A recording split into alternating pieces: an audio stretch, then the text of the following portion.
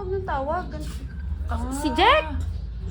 Pwede nakita ko po kasi yung post nyo po eh. Nagpapaano po kayo ng pabili. Pwede po ba magpabili? Wala po kasi ako mautusan dito. Te, may tindahan dyan sa inyo. Ikaw bumili. Wala po akong mautusan eh. Ano ko lang po, dagdagan ko na lang po ng shipping. Ay, dadagdagan? Ah, sige. Ay, ilang bawang ba? Grado ko. Oo, ayan na. O, amin yung bayad. 50 shipping yan, ha? Bilisan mo. Ay, nakalimutan ko. Ano? Sibuyas pa pala. Ano ba naman yan siya? Tay, sobrang init eh. O kaya nga, pinaglalakad mo ako eh. Pabili kami ulit, te. Sibuyas naman. Oo, ayan na yung sibuyas mo. Ang layo-layo pa niyan, oh. Bali, nasa plus shipping fee 110 na, be. Toyo pa pala, kulang pa. Ano ba naman yan? Paano ko makapag-adobo? Walang toyo.